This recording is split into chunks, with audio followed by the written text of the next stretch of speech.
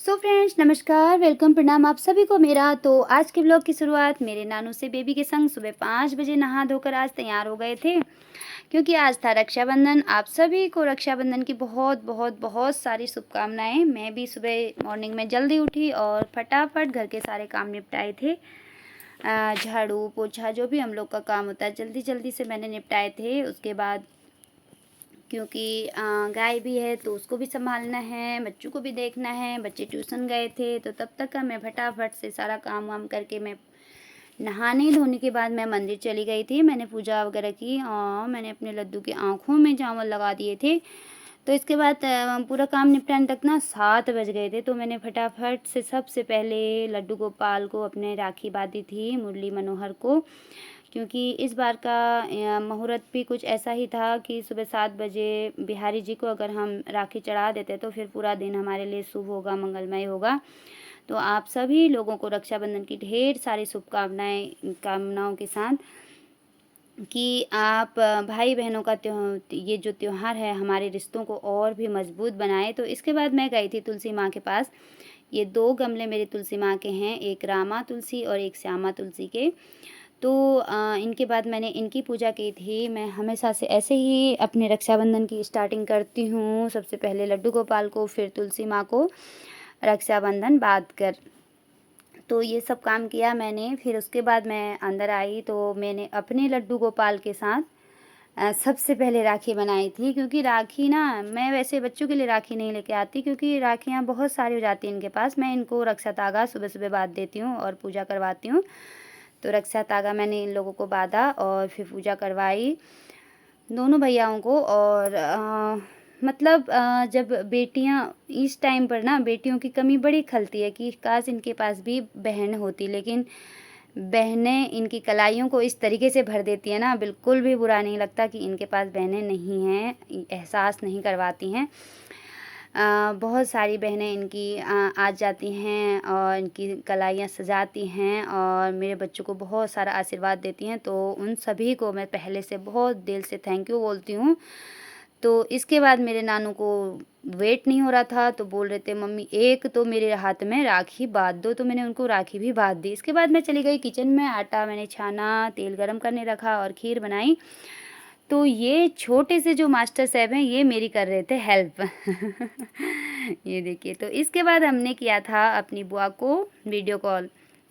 साहब जी बात कर रहे थे। बुआ मतलब मेरी ननद है, मेरी ननद है ये छोटा वाला लड्डू अब बुआ से पूछ रहा था कि बुआ इसमें से कौन सी मेरी है और कौन सी दद्दा की है और कौन सी पापा की है। तो बुआ ने सब कुछ बताया। तो इसके बाद ये थे बड़े दद्दा। तो बुआ इनकी मजाक कर रहे थे क्योंकि ये बुआ से अपनी नज़रें नहीं मिलाते हैं, बुआ से इनको शर्म आती है बहुत ज़्यादा। तो हंस रहे थे। तो इसके बाद ये मेरा छोटा भाई है कि ये मुझे ना ऑनलाइन पे मिला है। इतना प्यारा सा बच्चा है ये और काफ़ी नर्वस रहता है, हमेशा परेशान रहता है। वो उसकी एक अलग वजह है। तो इसको मैंने वीडियो कॉल किया था सुबह सुबह। ये बेचारा अभी घर नहीं आ पाया था छुट्टी में।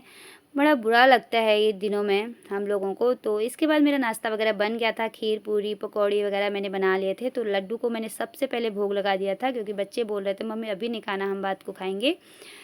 तो इसके बाद सबसे पहली एंट्री हमारे घर पे हुई बुआ अम्मा की। बुआ अम्मा मतलब हमारे जो पापा जी हैं उनकी सबसे बड़ी वाली ये बहन है।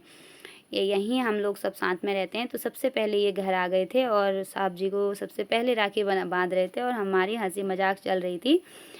और ये देखिए इस तरीके से प्यार कर रहे थे, हमें भी कोई कर लो भाई। तो इसके बाद छोटे वाले लड्डू की बारी आई, इन्हें भी इन्होंने राखी बांधी। तो ये दिन ना इन छोटे बच्चों के सबसे अच्छे होते हैं, क्योंकि हम लोग बनाते तो हैं, मनाते तो हैं राखी, हम लोग भी इसी तरीके से मनाते हैं, लेकिन अब हमारे सर पर सबसे ज़्यादा जिम्मेदारियाँ हो गई हैं। तो हम उस तरीके से एंजॉय नहीं करते हैं जिस तरीके से ये बच्चे करते हैं। कितने पहले से ये इनकी तैयारी करते हैं, रक्षाबंधन आ रहा है हम ये करेंगे वो करेंगे। उसके बाद बुआ अम्मा ने मुझे भी रक्षा धागा बांधा था, मुझे भी आशीर्वाद दिया था। तो थैंक यू बोलेंगे इनको भी कि हर त्यौहार में हमारे घर सबसे पहले पहुंच जाती हैं। कभी कभी हमसे गुस्सा हो जाती हैं, कभी कभी बहुत सारा हम सुना देते हैं, कभी कभी बुआ अम्मा सुना देती हैं, बस चलता रहता है। तो इसके बाद मेरे हाथों में मेरा लड्डू बांध रहा था। तो इसके बाद आ गई थी हमारी बुआ। मतलब मेरी चचेरी ननद, मेरे चाचा ससुर की बेटियां हैं ये। अभी टाइफाइड से उठ के बेचारी सुबह नहा धो के फिर भी आ गए थे, क्योंकि भैया इनको बुलाने चले गए थे इनके कि मुझे ड्यूटी जाना है तो जल्दी आ जा, तो ये आ गई थी बेचारी उठ के। तो इसके बाद इन्होंने इनको राखी वगैरह बांधी, तो पीछे दूसरी बहन अपने लाइन का इंतज़ार कर रही थी कि कब वहाँ से बुआ हटें और वहाँ पर मैं खड़ी हो जाऊँ। तो फटाफट इन लोगों ने अपना अपना अपना काम ख़त्म किया। ये देखिए भाई साहब, बच्चों के आज बड़े मज़े आ रहे थे भाई। एक से एक मिठाई खाने को मिल रही थी और एक से एक राखी मिल रही थी, और वो वाली बहन बड़े बेसब्री से इंतज़ार कर रही थी कि भाई कब मेरा नंबर आएगा। तो फटाफट इन लोगों ने अपना काम संभाला और मैंने इन लोगों के साथ आज एंजॉय किए ये पल, क्योंकि मैं आज बनी हुई थी इनका कैमरामैन, है ना। तो मैं पूरे टाइम इन लोगों के साथ ही रही। मुझे ये लो भाई साहब, मज़ा आ गया। इस लड्डू ने ना पूरे दिन कुछ नहीं खाया था, उसके बाद इतनी मिठाइयाँ खा ली थी सुबह सुबह। अब आई छोटी वाली बहन की बारी। तो ये हैं मेरी छोटी वाली दीदी की छोटी सी बेटी और इनकी दीदी। तो इन्होंने भी राखी बांधा। ये लोग भी सुबह सुबह आ गए थे अपने घर का सारा काम ख़त्म करके मेरे घर। और मैं थैंक यू इसीलिए बोलती हूँ क्योंकि ये लोग ना कमी महसूस नहीं होने देते कि हमारे घर पर बिटियाँ नहीं है। तो ये इतनी बिटियाँ आ जाती हैं हमारे घर में और हमारे घर को एक त्योहार बनाती हैं, क्योंकि त्योहार बच्चों को लेकर ही होता है। और ना तो लड़के ही लड़के, ना तो लड़कियां ही लड़कियां, ये दोनों का इनका जो रिश्ता है ये सबसे प्यारा रहता है। और थैंक यू इन सारी मेरी बेटियों को कि ये अपने भैयाओं को इतना सारा प्यार देने के लिए।